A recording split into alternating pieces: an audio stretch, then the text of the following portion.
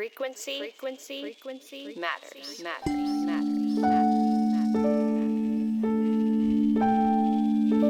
Frequency matters.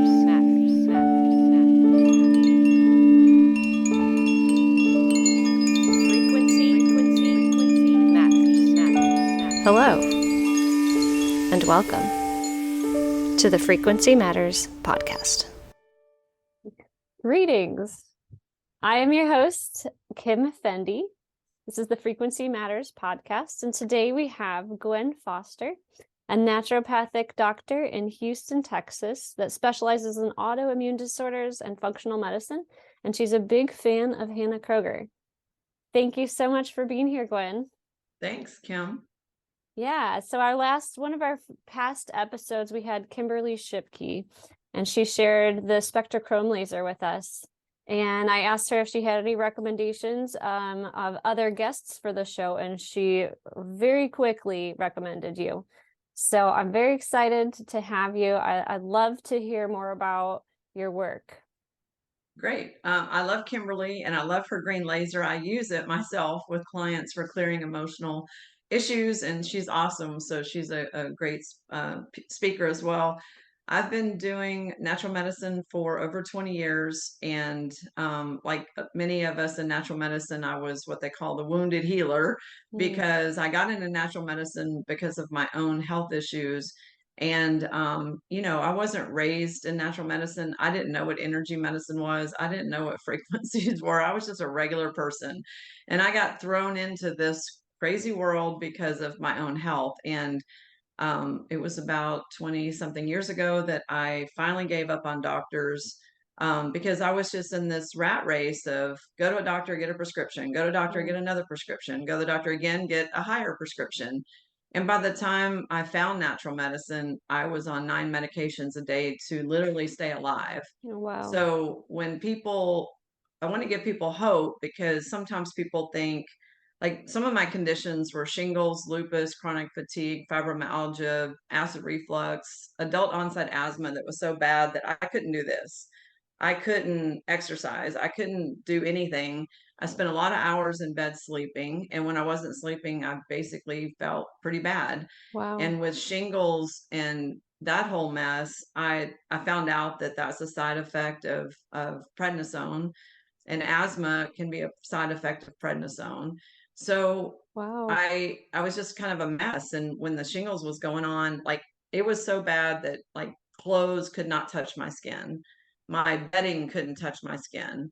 But then if the AC vent blew on, I wanted something on, but my skin was like on fire. So it was like pretty bad kind of existence there for a while.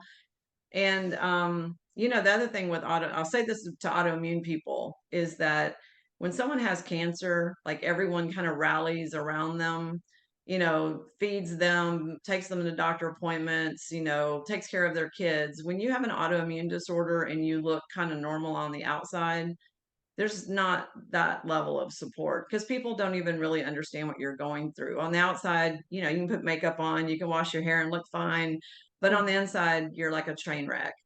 And so I also have a lot of empathy for people with autoimmune disorders. But what I want to say is there's hope because I'm not on any medications for 20 years. And I'm 60 and I feel way better at 60 than I felt at 35. So, it's possible, but I found that through natural medicine. So once I was able to get myself back to normal, I like dove in, never thinking I was going to change careers. I had a very successful business in Houston, but the more I dove in, the more I was like, why didn't everyone know this? Why aren't we taught this in schools? Like, why are we in this thing that we're in with healthcare?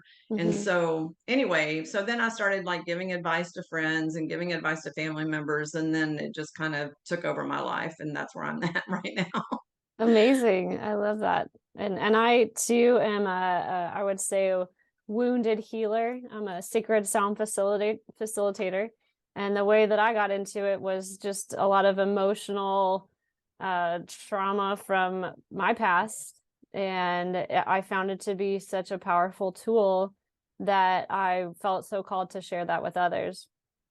because Mhm. I felt the benefits for myself, and it was like a completely changed my life.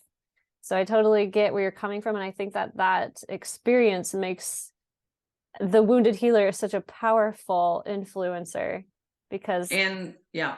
yeah, people that knew you before and see you today, they know that something's different.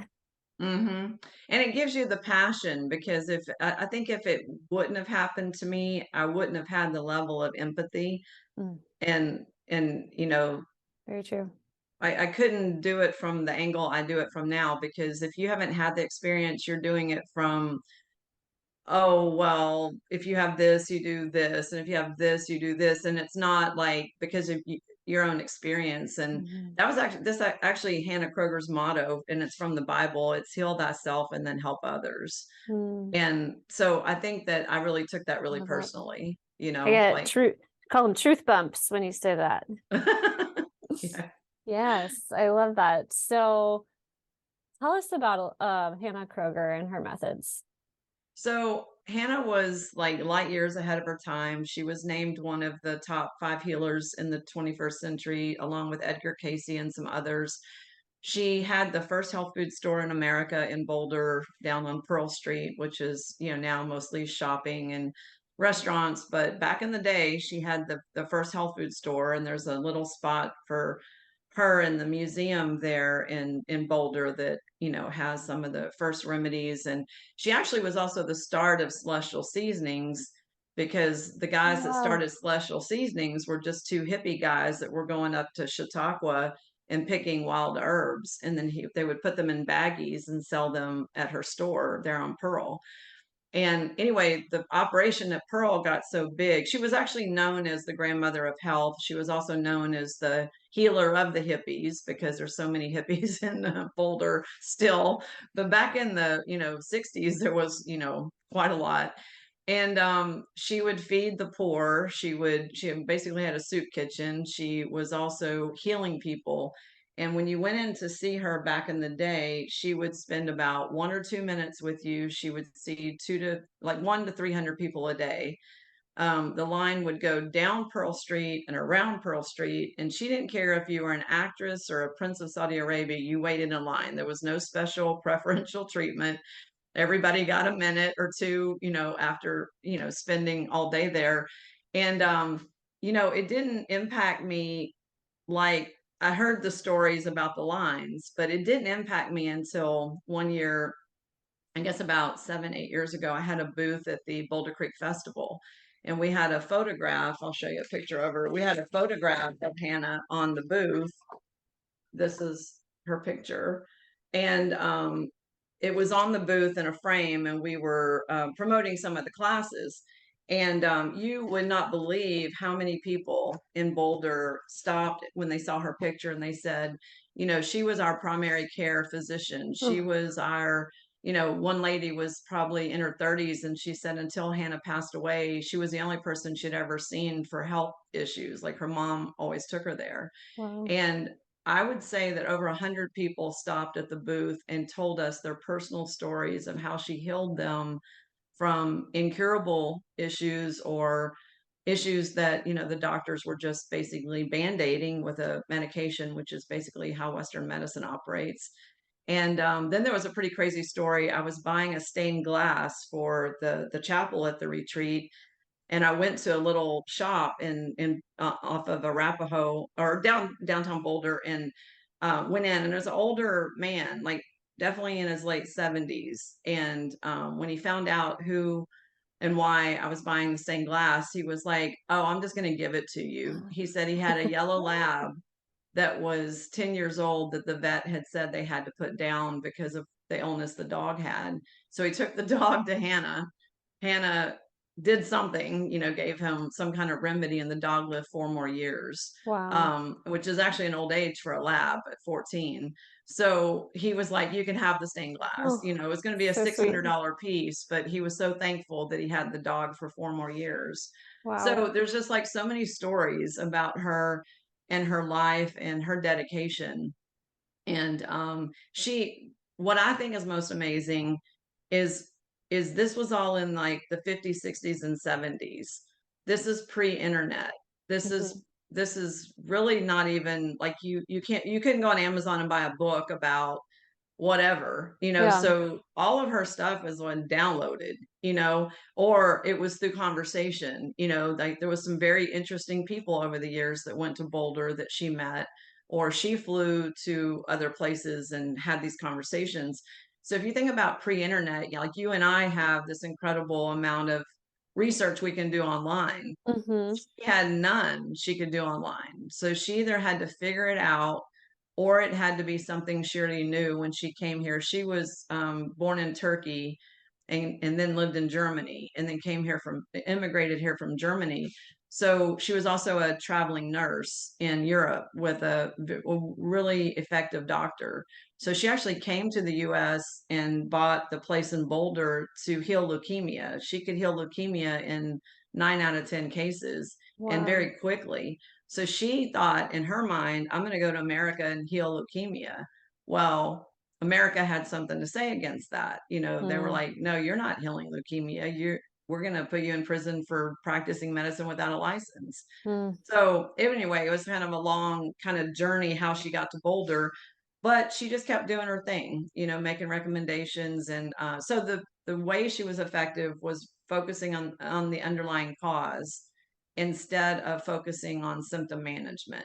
And that's what I do, and that's what I teach is like, what's the underlying cause? Mm-hmm. And also, I'll say that I think most people are intuitive.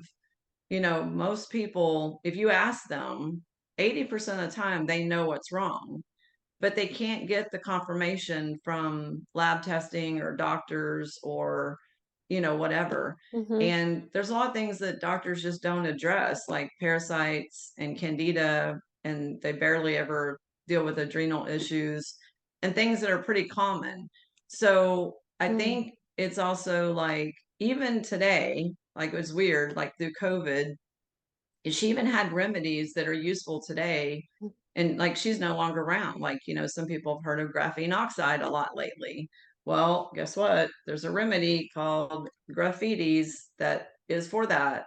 Now, she didn't know what our exposure was going to be now, but we still have remedies of hers that still address the things that we're dealing with today with, the Wow. viruses and the exotic stuff. And yeah, so that's a little bit about her.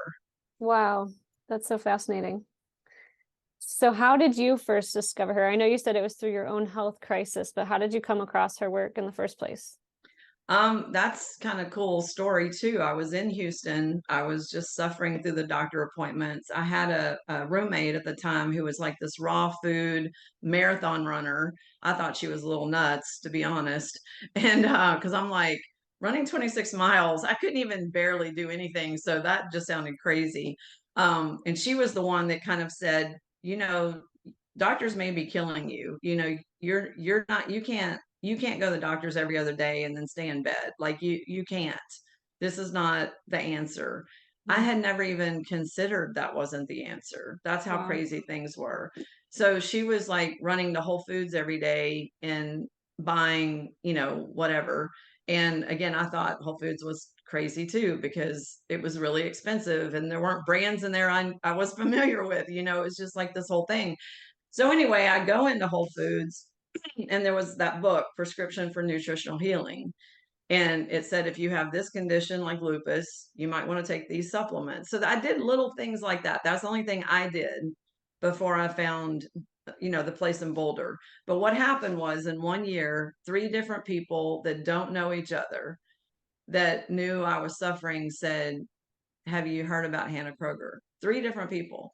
Wow. One was just a friend. One was another person who like was a coworker kind of person. And another one was a person at Whole Foods.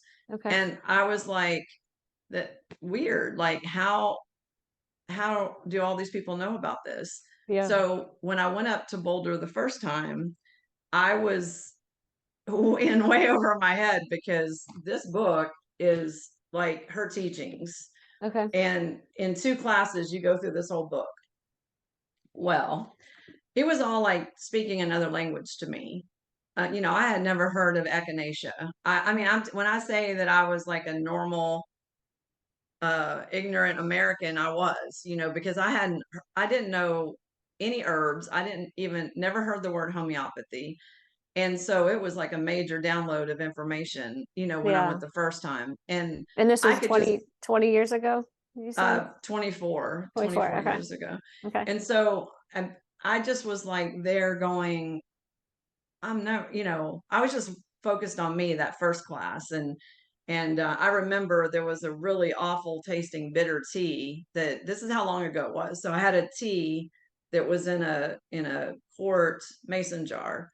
And I remember carrying that on the plane home with me from Boulder. So, now you You can't carry can't. liquids through security. So that's how long ago it was. Yeah. So I remember carrying that tea with me that I had made there. So anyway, I start taking the remedies they had come up with. This is kind of interesting. No doctor in Houston had asked me if I had traveled anywhere. They never tested me for parasites. They never tested me for anything. But I had went to Africa in 1988, and I had gotten the yellow fever vaccine, which I had had a bad reaction to. And I had also taken the malaria pills. And I was only four of us finished the safari that I was on. So everyone else bailed out early because of stomach issues or diarrhea or something. And I actually was fine. I thought I was fine. But over that next 6 months is when my health went south. Huh. But it was slow. It wasn't like immediate. So I also did not put two and two together. So that was in 1988. And so when I went to Boulder the first time, they determined it was from vaccine stuff and from Lyme disease, basically Lyme, but Lyme and malaria are the same bug. They're just called different things in different regions of the world. So I Huh. was basically on, and also I had mono and Epstein-Barr. So they put me on these different kits, protozoan and Epstein-Barr and retrovirus stuff. And I started feeling better. And I started like going, well, this is weird. And also, why didn't the doctors ask me these questions? And why didn't they check mono, Epstein-Barr, malaria? No Yeah. one had even brought those things up. So as time went on, I was like, wow, this is like nuts. Why would this be working? And I'm talking about at the time, it was about $100 worth of products, and I had spent many thousands of dollars with insurance, Mm-hmm. at the doctors and on prescriptions and, all that stuff. So anyway, that was the beginning. And then as time went, so 6 months later, I was like 80% better. Wow. And then I started changing my diet and started doing other things that got me the rest of the 100% better. So that's kind of what happened. They did their own assessment, and the way they did the assessment was by dowsing. So there was no medical testing done. There was no labs run. They dowsed this book and came up with what I had wrong and then told me what to do. So you can imagine me at this time knowing nothing. I'm thinking this is all like hooey, right? Yeah. Because when you're stuck in the medical establishment and someone brings out a pendulum, I'm like, Yeah. don't know about this. But now I'm a huge fan. Obviously, I'm a huge dowser. I love dowsing. I love muscle testing as well. They didn't do muscle testing, but I think it's very similar. Okay. Cool. I think that's so fascinating. And you brought up the point that 3 different people mentioned her methods and her name to you, which I think is so cool. It's typically, if I hear, like, if I get the same message 3 times, 3 different places, I know, like, okay, I need to be listening to this. This is important. The universe is communicating and there's something here. Pay attention is what that tells me. Exactly. So that's awesome that you I've learned followed the it. same thing. Listen, when you get the message, listen. Yeah. And sometimes now that I've been like fine tuning that, it's like sometimes the first time I just get that feeling, that gut feeling of like, oh, I need to pay attention to this. So sometimes now, like now that I've been working on that intuitive skill, that it's getting sharper. And so that's just like a good message for our listeners as well. Exactly. I do too. It only takes me one time. Even if I'm watching the news, I listen to, I'm very kinesthetic. So I listen to my body's response. Hmm. And my body knows when someone's saying something untrue or true. And I have this little thing that happens. It's almost like a hiccup, Mm. and it's almost like that, or like it's like a gasp and a hiccup at the same time. And that's my sign for me to really pay attention. Huh. So like if I'm listening to a podcast, for instance, or watching something, YouTube, and I have that little reaction, I'll like actually pause it and go back and listen, because it's like pay more attention. Like Yeah. don't just act on it, but this is something you need to know. So I think our bodies and our minds are always like I said, I think most people are intuitive. Yeah.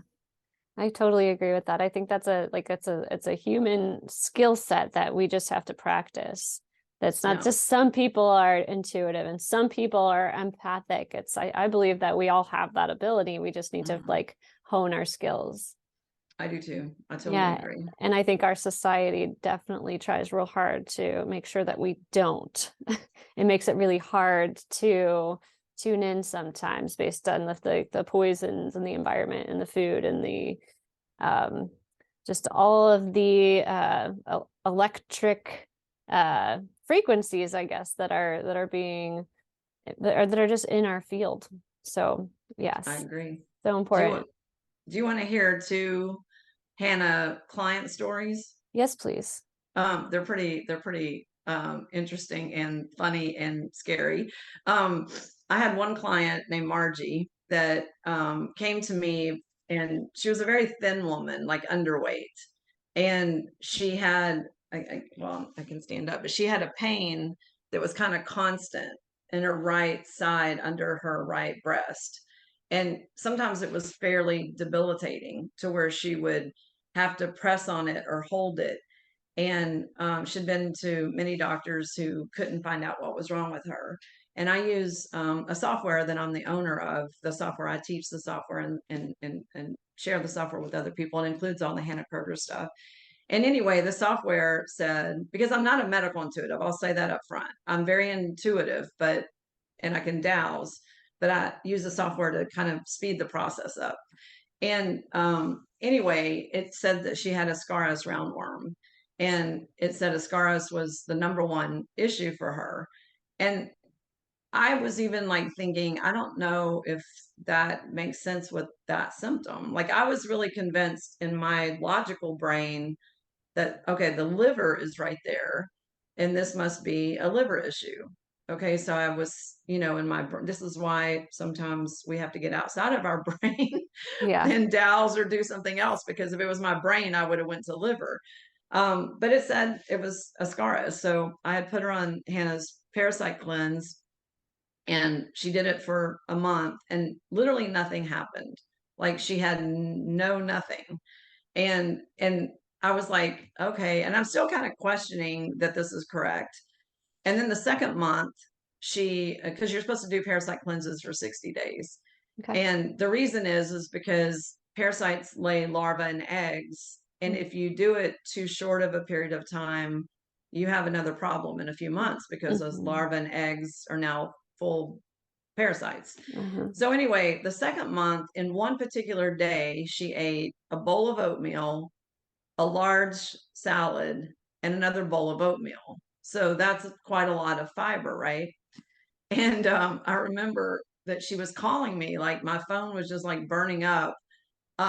And I was like, but it was in the middle of the night, so like I didn't know she was blowing up my phone till the next morning. And Mhm. she had sent me pictures Oh, of what was in the toilet. oh my Now, I goodness. don't love waking up to pictures in the toilet, but it happens enough that it's gotten to be kind of funny.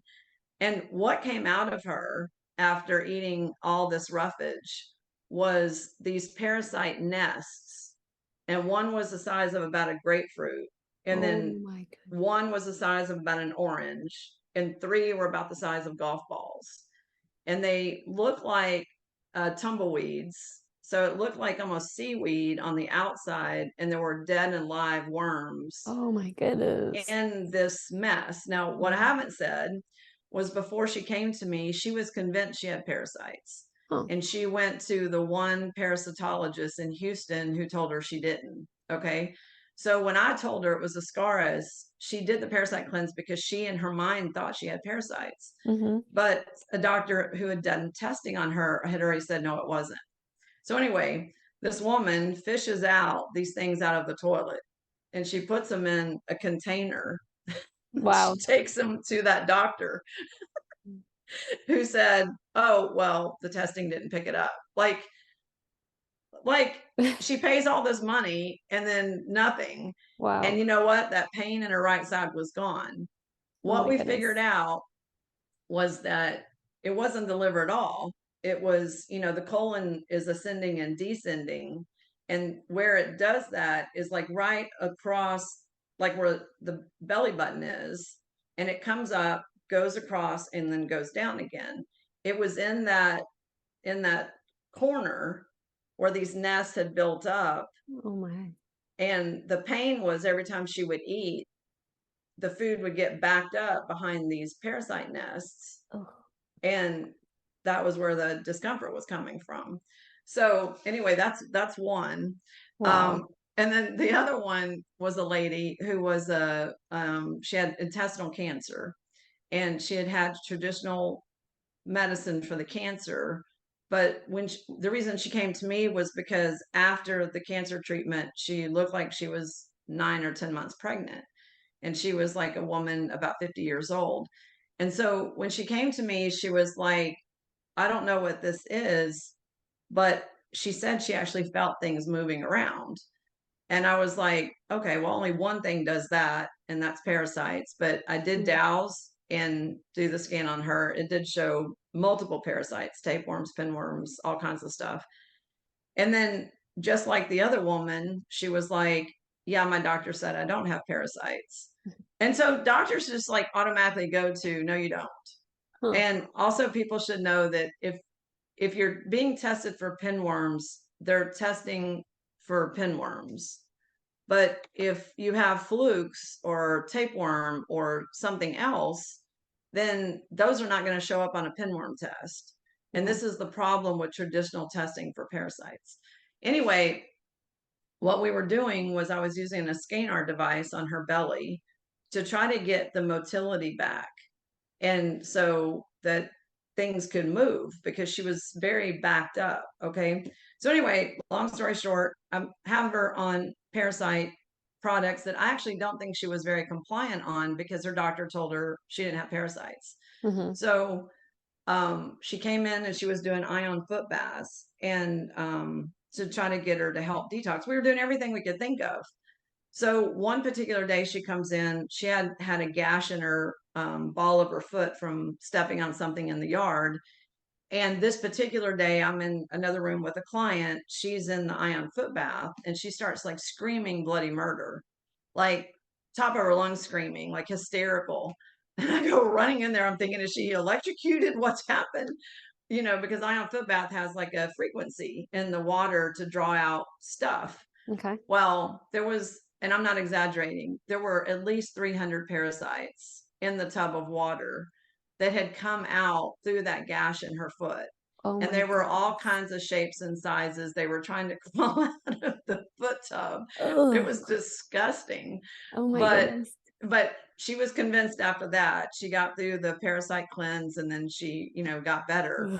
But that was like just no, it's gross. It was just like two quick stories of things that, again, Western medicine is not going to address. It's not going to take care of these things. Wow, that's so fascinating and disgusting, but amazing all at the same time.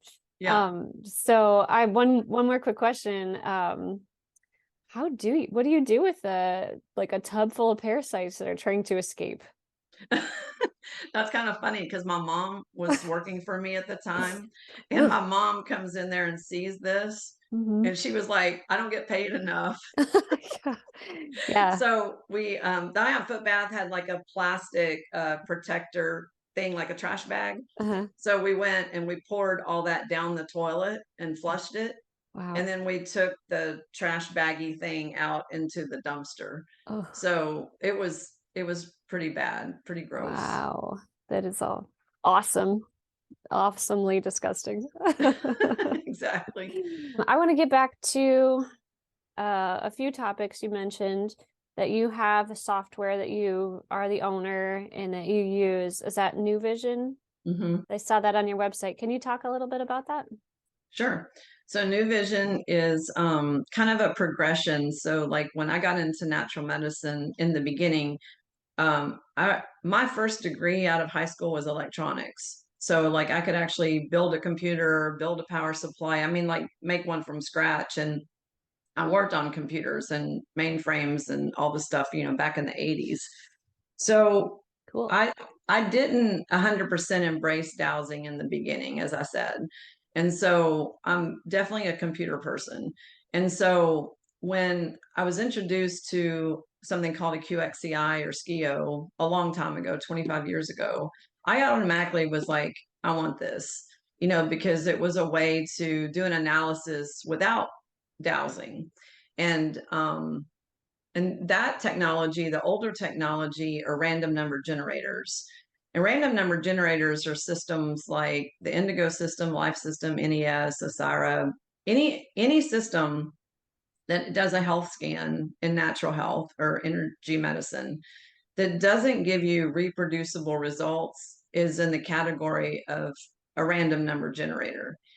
And then there's like a second category that I'd call things that are like the acupoint systems, like a Mead system or a Meridian system, where someone is going to put a probe and points on acupuncture points and it gets a reading, either high or low. So that's a different technology. And I think that that's really good. And it really depends on the skill set of the practitioner when you're doing acupuncture points, because it's not just the point, it's also their knowledge, of what to do with that information. So I guess it's been 13 years ago now, I was using random number generator technology, using my intuition, using dowsing. I mean, you have to all kind of pull it together, because you can imagine if you have a system that isn't reproducible, you have to have a pretty good intuition or knowledge to discern what the information is telling you. Because if you do another scan 5 minutes later on that person, the information changes. So you have to be able to go, well, what's important here out of this randomness?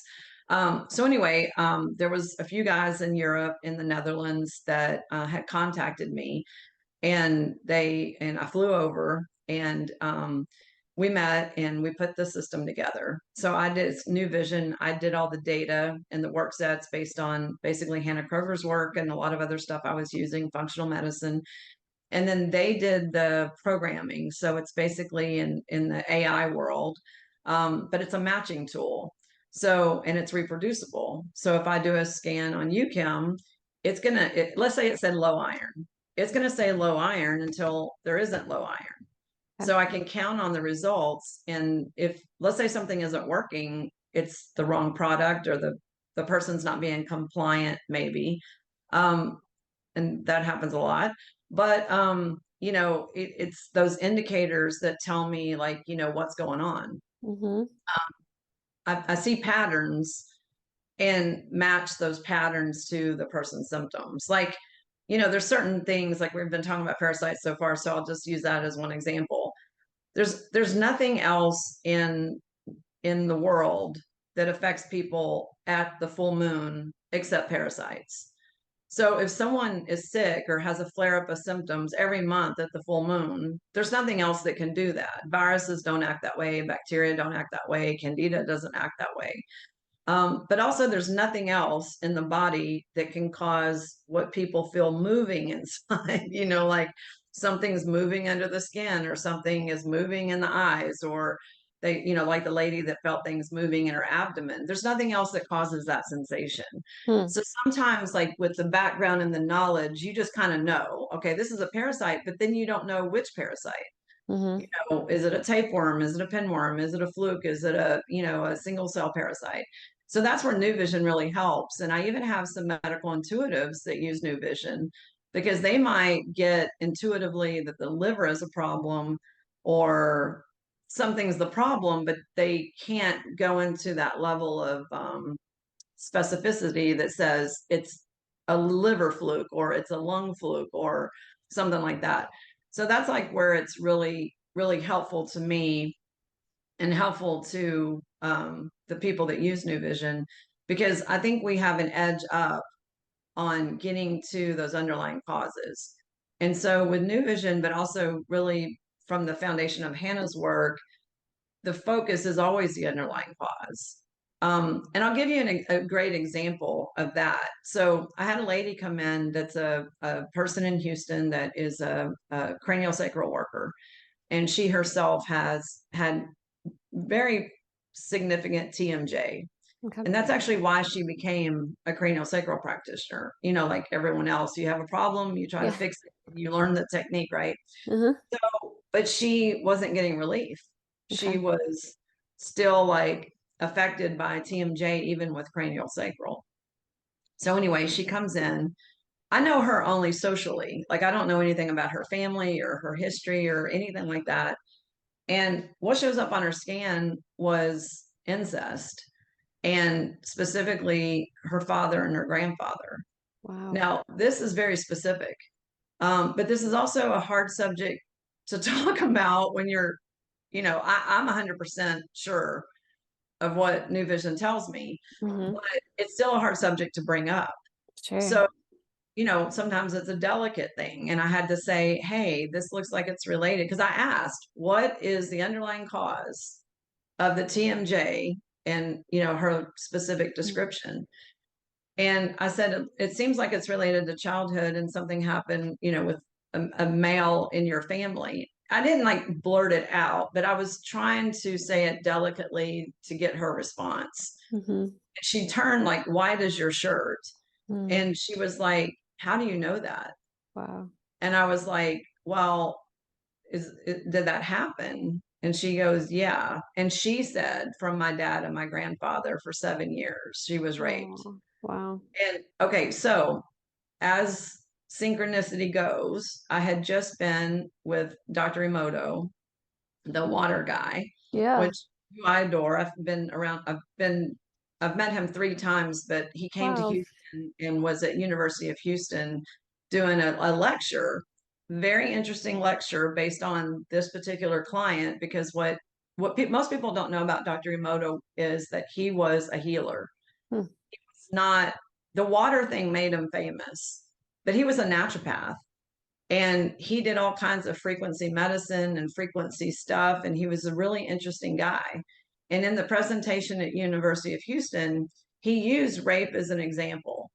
He said, if you're violated, then his belief was that your symptoms are going to go physical, emotional, physical, emotional, physical, emotional, and you're just going to keep having more stuff until this is resolved. Hmm. So he used rape as an example. And you can imagine if you're a child being raped, you're being violated, and you're going to tighten up. You're going to clench your teeth. You're going to constrict. Mm-hmm. You know, well, what are symptoms of constriction? TMJ, Yeah. gut issues, spasms. All of these are constrictions. So then, you know, you might have anxiety, depression, constrictor symptoms. And then you start thinking, what's wrong with me? Or blaming yourself somehow. Because when you're a kid, why are people doing this? Mm-hmm. So that's autoimmune. When you blame yourself, that's autoimmune. Hmm. So you go through the full gamut of health issues. Yeah. And I think from like Wow. what your blog is about, like with energy, what I think people should realize is that the manifestations of most illnesses start in our field Mm-hmm. because of environment and circumstance. But then they're out here first, and then we internalize, and then the physical issues start. And those physical issues are really a sign from our body asking for help. But then we don't realize that. So someone goes and takes a pain reliever or takes a steroid or takes an antibiotic. But really the body is asking for help, and not that kind of help. So those drugs suppress the symptoms, but it's not resolved. So then you have the next layer. So based on Emoto, which I do believe, it kind of does do that. It's like the environment trigger. And actually, Bruce Lipton says very similar things with his biology of belief and biology of perception. There's always a trigger. Even with cancer, there's a trigger. And I'm a big German new medicine fan, and I can always find the trigger with cancer because something Wow. caused that cancer gene to turn on. And it's always an emotional, unexpected event. Anyway, back to this lady. She just was like kind of blown away, but she also got it. And I just basically repeated what I just told you about Dr. Emoto. Mm-hmm. So anyway, a month later, I didn't do anything. I just delivered the information. And she's a adept woman. She actually does Akashic readings and some other things. She's a pretty cool lady. And so she knows a lot of healing techniques herself. She just never put those two things together. So once sometimes you have the right information, your brain can start unraveling Mm-hmm. and realize, oh, it's because of that. And that's way gone. They're dead. You know, that's not going to happen again. Yeah. And she healed herself. It just kind of unwound the issue. And then, this didn't need to happen anymore. So Wow. whenever someone's violated, it's still going back to underlying cause. And if we can't heal the underlying cause, then all we're ever going to do is mask or band-aid the symptoms. Right. Right. So how do you get a reading? Like, what's the process look like? I put in the person's name, date of birth, and place of birth, and that's it.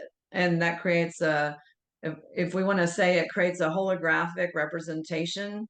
So if I put in my name, Gwen Foster, my date of birth, place of birth, it's not very Star Trekky. It creates a hologram of that person, but in a computer model. And it's not in my laptop, it's in our servers. We have supercomputers. It's in that.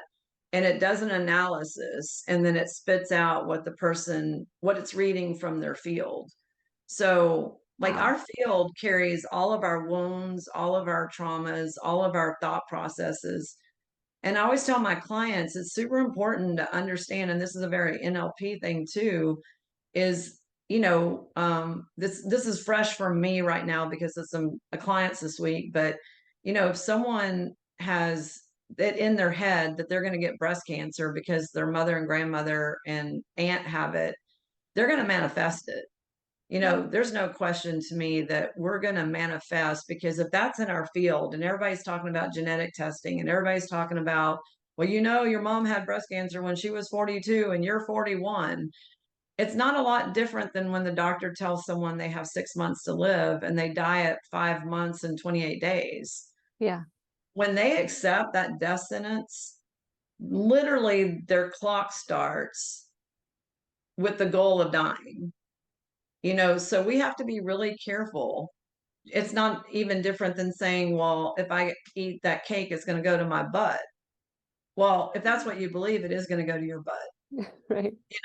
Because everything that we have going on in our thought processes, even if we don't say it out loud, our body is listening, and we have to be really careful. And sometimes I do it too. I'm not saying I don't ever do it. Sometimes I'll do it, not so much for myself, but even like with my dogs, like I get scared because I have a pit bull situation going on, and I have to watch that situation in my head, because if I worry something's going to happen to my dogs, they're not worried. I'm putting that out there for them. Mm-hmm. So I think I just tell my clients, we have to be really careful with those thought processes. That now with this cranial sacral practitioner, she didn't have a thought process that was related to that. So I'm just using a different analogy, that if we take on a health condition, I even had a lady once tell me that she knew she was marrying the wrong man. And on her wedding night, this is so silly. On her wedding night, she said to God, if I married the wrong man, then I deserve to get breast cancer. She got breast cancer 2 years later. Wow. And she knew she married the wrong guy. She told me this. And I was like, why would you put that out there? And she said, I don't know why I did that. And I was like, holy goodness. Wow. Yeah. Wow. So our body's listening. Mm-hmm. She knew she married the wrong guy, and she basically created what she put out there. So we do have to be really super careful. Yeah. So like a lot of times, as I've been working on becoming more conscious and more mindful, I will recognize that no matter how conscious and mindful I am, these thoughts can still do their thing. our mind still creates these stories, and like if we're not, like you said, if we're not careful, we can manifest that. So what does your process look like when you identify that your mind is doing that? If you say, oh, wait, hang on, how can you reverse that? That's a good question. So there's something, I don't even know where I learned this, but I think it was when I learned hypnosis and neurolinguistic programming. I think this came up there, but it's called thought stopping. And basically, when you realize that you're doing it, and you have to realize you're doing it, that's the first step, is you just immediately, so let's say I'm worried, let's use my dog. So let's say I'm saying, I'm thinking to myself, this pit bull is going to attack Leroy, my puppy, and I'm worried that, something's going to happen to Leroy,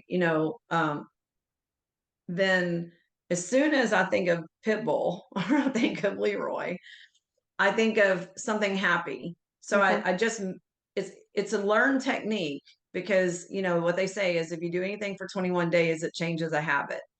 So at first this sounds silly. It sounds like that's not going to work, but it does work. But you have to keep doing it, because the more those thoughts creep in, the more you have to practice getting them out. So what I tell my clients is have 3 go-to happy thoughts. Something that you experienced that was really nice and fun, or a time that you felt super great, or you looked in the mirror and was like, "Ooh, I like that outfit." Or sometimes people have a hard time thinking of a great experience, or think of a birthday party someone threw for you, or your wedding day, or whatever. Some people, it's not something that has a bad connotation. It's something that is a pleasant thing. So I think of, in this particular example, I think of my puppies kissing all over me and jumping all over me and just being super happy. So as soon as I have a negative thought that something could happen to one of my dogs, I immediately make myself think of happy, or I just start loving on them if I can, if it's in that situation where I can, because you want to stop it. Now I want to add one more thing. There's a lady in Houston named Nancy White. She was the head of ICEMS for many years, which is the study of the brain and all the neurochemistry. She said that if someone has serotonin deficiency, they'll have neural ruts in the brain that cause this problem to be harder to resolve. So like, let's say that you say, okay, Monday, I'm going to stop eating sugar and I'm going to start walking 3 miles a day. And Monday comes and you just don't do it. You just can't ever start a new thing. Well, that's the same as starting a new thought process. So if you get kind of stuck and trapped in that, I can't think of something new, I can't do something new, I just can't, something keeps happening, then it might be that you're low in serotonin. And serotonin can also cause low mood, depression, and sleep issues. So if someone tells me they can't do it, they just can't, their brain just keeps going to this bad thought, it's usually a serotonin deficiency. So 5-HTP in that case is the solution. But I was also going to tell you a story about a lady. This is also a NuVision story, but it kind of also is something sometimes I'm kind of mean to clients because they need some tough love, So I had this woman come in and she had all this depression and sadness and anger and anxiety, and she was kind of a mess, and it was messing up her digestive system because it was all this stuff was eating at her. And on NuVision, it said it was related to an ex-lover, ex-partner, ex-husband. It was related to some kind of breakup. It's related to a guy. And this woman she's in her 70s. She has a complete meltdown when I said what it was related to. She is like hysterically crying. I can't understand what she's saying. She is distraught, she's like very upset. And I could get that she's saying that someone cheated on her. It was an infidelity issue. And then it took her about 30 minutes of this heaving and crying. And it was almost like it happened yesterday, right? Like this guy just left her. They must have had 6 kids together. I'm just thinking, oh my God, this sounds terrible. And then she says, I said, oh my God, when did this happen? She says 1978. Wow. Okay. That's over 45. That's 45 years ago. Wow. And then I said, not okay. Your response is not okay for something that happened 45 years ago. And so Carolyn Mace, who is quite skilled at energy medicine and stuff too, she said something once, and why people don't heal. She said, you get 3 times to talk about your crap. 3. And after that, you're the problem. Because you know how many people talk about their husband or their kids or their stepdaughter or whoever, and they're that kind of friend that just has diarrhea of the mouth on the phone, like every time you talk to them, every time you talk to them, someone has done something to them. Yeah. Or it's the same over and over, but they don't change the job, they don't change the husband, they just keep in that situation. Mm-hmm. And so that's another thing I tell people is you have 3 times. You can't carry this wound around with you for 45 years. And especially with that much charge, can you imagine carrying that much emotion about something someone did to you? She never remarried. She never even dated since this infidelity issue 40 plus years ago. And that's like really sad that she never got over it. Mm-hmm. But she was also very stuck in all her health issues because of this particular problem. So that was another very interesting case on NuVision that, I could never predict that that's what was this woman's story. Before I brought that up, she was fine and, hard to really read on what was really the problem. Wow. That's amazing. Yeah. So you put in your name, your birthday, and your place of birth, and it somehow tunes into your energy field where you're at today. Mm-hmm. It would be like your phone number, or the Zoom ID. That's how we're both on Zoom together. So that's how it targets that is how it creates the profile for the target identifier. So not a lot different than how cell phones and other identifiers work. It's just the identifier that we use. Wow, that's so interesting. You talked about a couple other things that I wrote down. Also fascinating stuff. Okay, so how does the dowsing come into play once you use the tool? So I use dowsing independent, like in a pinch. Somewhere I put my pendulum. I was going to show you a few things. So Hannah's book, let me just get to a page that makes sense of, let's say, specific conditions. So it's a dowsing book. And this book is on my website, but let's see if you can see this. Mm-hmm. So it's a dowsing book. And so there's bullet points in each chapter. And what you do is you just go down, like I can douse, does a person have an issue in this column? Does a person have an issue in this column? If I get a yes, then I can say, is it the first half of the column? Or I can just go down the list and douse each item. If I get a yes on something, so let's say I do get a yes on, let's say asthma, because I had that. Then I can go to the page in the book and there's a list of remedies and recipes and herbs and foods that help with asthma. Wow. So then I can go and douse that list and see which would be the most dominant or best effective remedy for the person. So part of it is in asking the question, what's the underlying cause of their health issue? And then the second half of the question is, what's the best solution for this particular issue? Mm-hmm. Sometimes it's pretty crazy what shows up, because I think I've learned the most from dowsing the book, because sometimes something will show up and you'll be like, well, why would that work? Like that's not what my go-to would be. But then you find out something else from them that connects the dots. Like for instance, leukemia and lymphoma and those kind of cancers are grief related. Asthma has also a component of grief, like that kind of hyperventilating crying is one of the causes of cancer. I mean, asthma. So when you're dowsing the book and you see that it's grief that is the underlying cause, especially with childhood leukemia, it's maybe the parents got divorced and the kid is crying themselves to sleep every night, but the parents are saying, you're fine, you're better off. The kid doesn't feel better off. But a lot of times the parents kind of placate that, you're fine. You're going to be better with mom and dad apart. But little kids don't feel that way. And so when you're dowsing the book and you get something like that, then you have to decide, okay, are you going to use like the green laser that Kimberly has? Are you going to give them a remedy for grief, or maybe a flower essence, or have some talk therapy with the child, getting the parents on board? So it's different depending on what the solution is. But basically, you find out the primary issues with the 7 underlying causes, like congestion, trauma, pathogens like parasites, miasms, which we haven't talked about. Then you go to the next level, which is, okay, then what in that category, then where are you at? And then what's the best solution specifically? 90% of the time it's in the book. 10% of the time it may be something else, that is the best solution.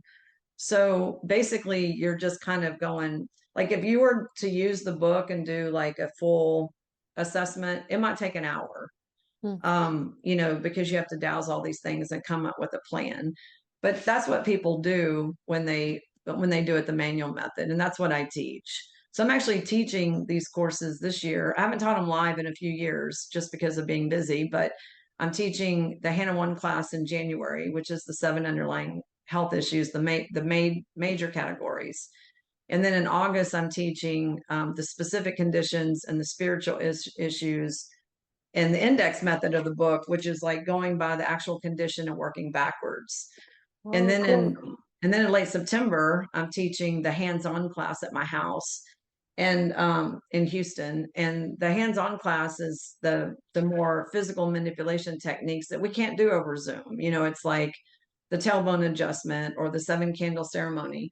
So I was going to just show one little thing that's pretty cool. Okay. I didn't know this was possible until I took the classes, but you can, with Hannah's work, you can do remote work and work on someone that isn't here. And this was also kind of one of those stories that when I first heard it, I was like, really?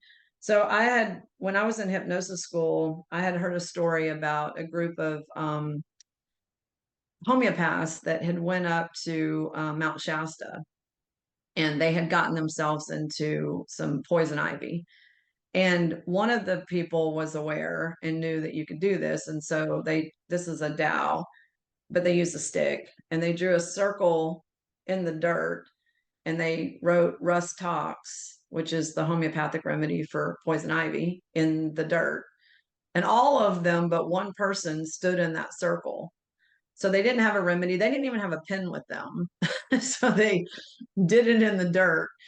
And all of them, except the one person who didn't stand in the circle, got relief from the poison ivy, but the one didn't. So then they did it for that person too. So that was like the first time I even heard of anything like this.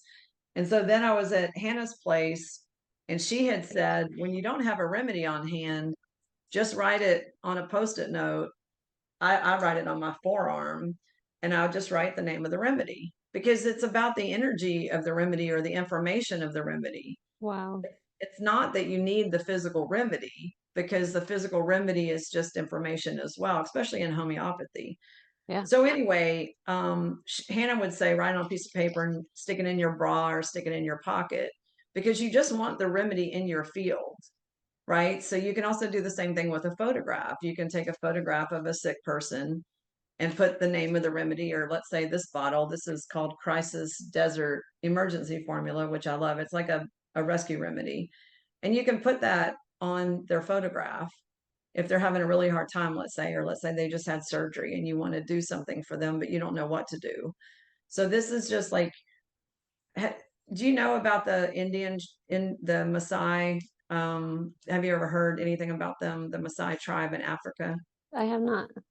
So they have this kind of quirky thing for a culture that's never seen a TV before, but they won't let you photograph them. Okay. And they don't let you photograph them because they know that you can manipulate through photography. Okay. But you can do it in a good or bad way. So that's how like curses and things can happen, but it's also how you can do good stuff, like putting a remedy on a photograph to help the person. So anyway, one thing I learned, and Hannah would break a lot of pencils, so I got a thicker type of pencil, is she would use a skeletal chart. So let's say a client calls me from New York and their back is giving them problems, then I can put this on the skeletal chart on the issue where the back is and adjust them. Wow. So I can do this remotely because it's all energy. It doesn't have to be done locally. And then Yeah. this is one of her gadgets. This is a blood clot board. And a blood clot board has dried molasses and magnets inside. Molasses is a natural blood thinner because it's high in iron. And then the magnets is like the energy part of this little device. So if someone has a blood clot, and a lot of people have blood clots right now, you can also use a skeletal chart, and you could put you can either slowly do like this to clear the blood clot, or I can mail them a blood clot board. I have a funny story about this too. Or I can just lay it on the part of the body where the blood clot is and leave it on the blood clot board and then go back and check in later. So what I would normally do with that is douse the body to see where the blood clot is exactly, and then work on it remotely if they're not here with me. If they're here with me, I can use a massage table and do the same thing. But if they're not here with me, I can do this. But I have a funny story. So I have a guy friend that did show a blood clot in his torso, and he was in New Mexico. And one of the things that Hanna had said is if you don't have a blood clot board, you can use a bottle of molasses, because the molasses, again, if it's in your field, there's an energetic response. So he goes to bed with the bottle of molasses, and he has it like down in the groin area. Well, the next morning he gets up, he didn't think about it. He gets about his day. Well, he was staying with his mom, who went in to make his bed. She finds a bottle of molasses in the bed, and she's like, I found something in your bed. I'm sure she was very curious why he had a bottle of molasses in his bed. That's amazing. But it was unopened, so it was just a funny story. Okay. But anyway, it cleared the blood clot. Wow. And it's really good for helping bruises heal easily. I had a massive bruise on my arm 3 days ago right here. I think you can barely see it. I don't even know if you can see it at all now. It was massive 3 days ago. And I've been putting the blood clot over this area, and I have an ace bandage that kind of keeps it there because I'm busy. So I got stuff to do.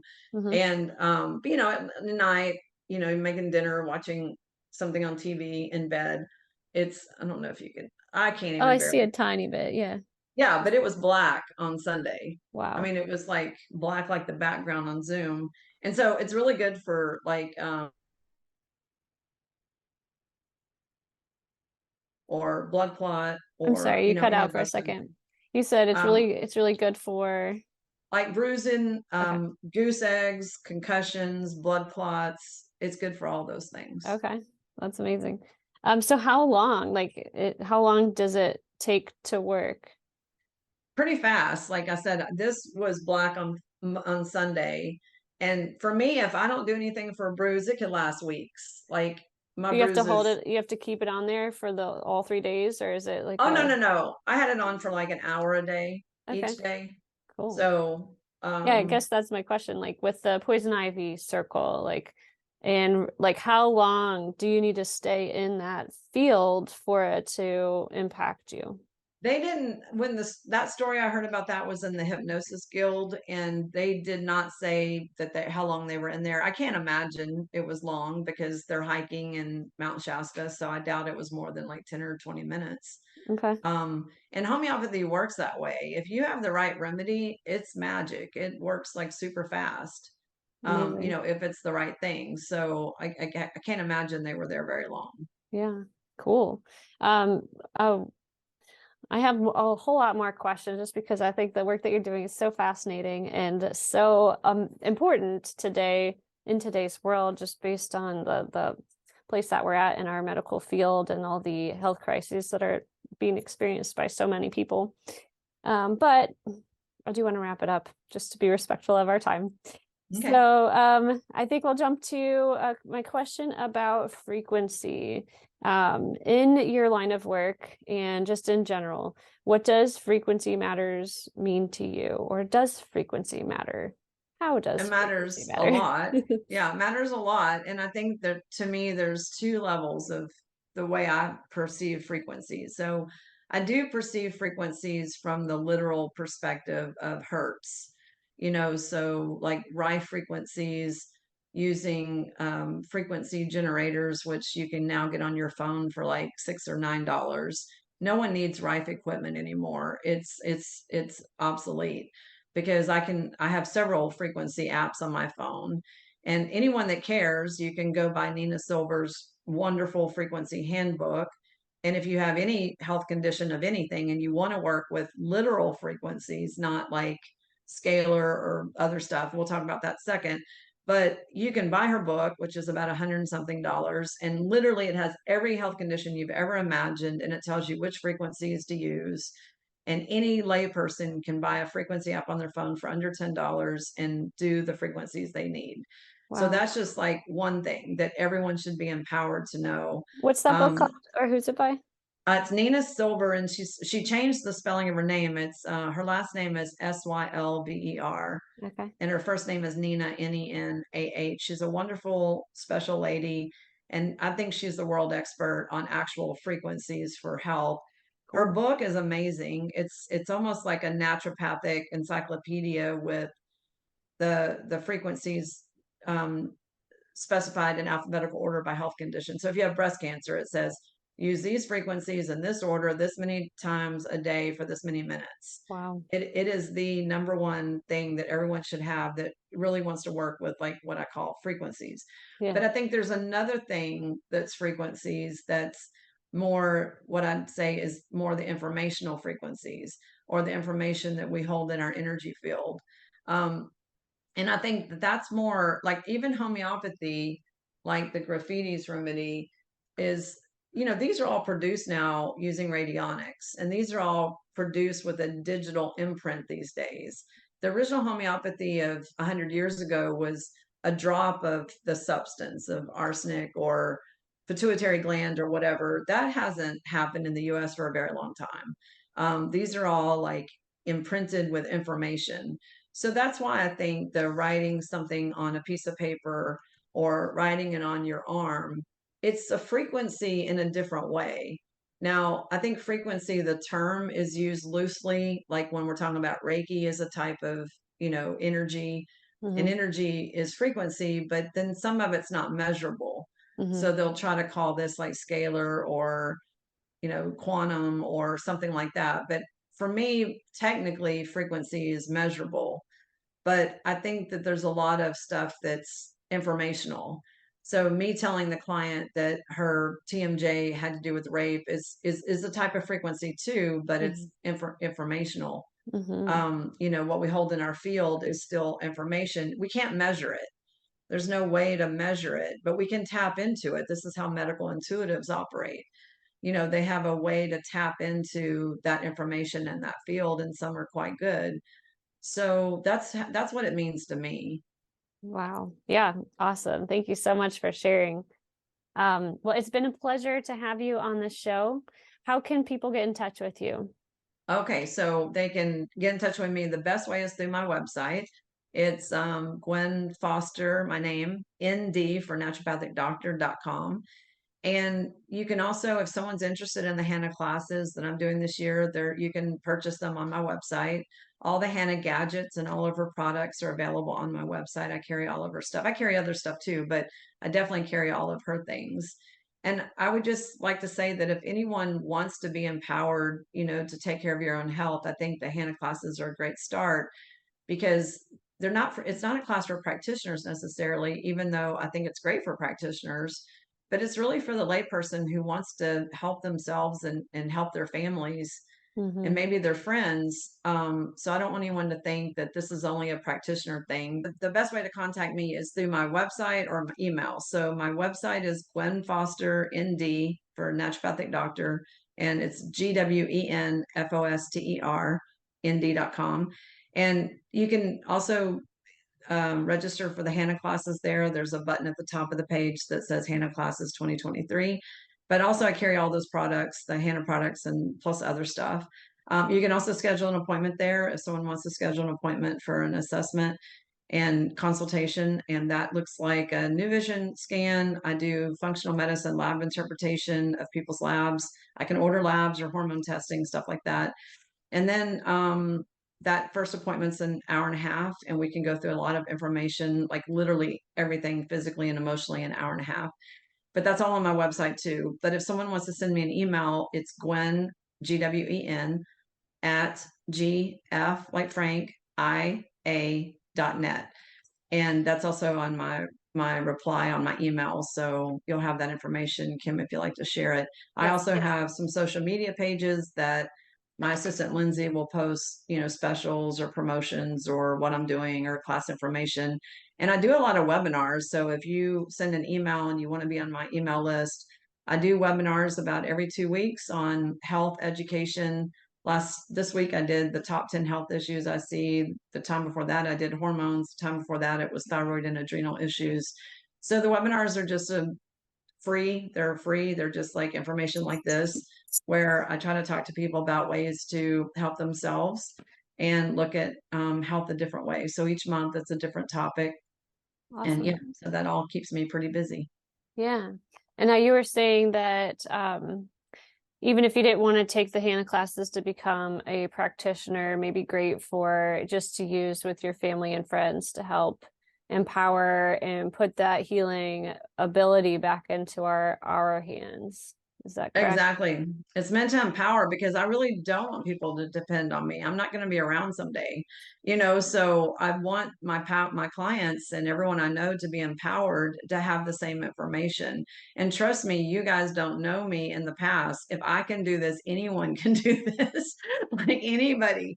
When someone says, well, I don't have your knowledge. Well, I didn't either 24 years ago, so, and I don't think it's too late to start, because I was 40 when almost 40, when I jumped into this world. So I'm 60 now. So it's been, 20 years, but I don't think anyone's ever too old to learn. And also, like, I kind of like knowing the information instead of having always to depend on other people. So yeah, it's definitely, but I also think that it's great for practitioners too, because a lot of practitioners that I know still treat symptoms instead of getting to the underlying cause. So if you just want to learn something new, learn a different way, I think it's really a foundation that can help anybody. Wonderful. Yeah, for sure. I'm fascinated by it. And I definitely have a couple of people in mind that are in my life that I would love to send your way. So I hope that you can help them, because I know that we all, I think, collectively know people that have kind of gone into that hopelessness based on their condition in the current medical arena, and seeing doctors and not getting relief and just feeling like, well, this is just something I have to live with. And I feel that that's not the end. So I'm so grateful for having you today and for sharing all that you have. And I hope to keep in touch. Okay, good, Kim. Thank you. And thanks for the great interview. And I look forward to talking to you in the future. My pleasure. Take care, and many blessings to you and yours. You too. Thanks. Thank you. Bye-bye. Bye-bye. Be sure to tune in to my next episode of the Frequency Matters podcast, published on July 30th. I have the opportunity to interview Kat Toth, representative of the Kangen water machine, and we will have a fascinating and life-altering conversation about living water and the impact that it can have on our bodies. Thank you. Have a blessed and beautiful day. Frequency matters.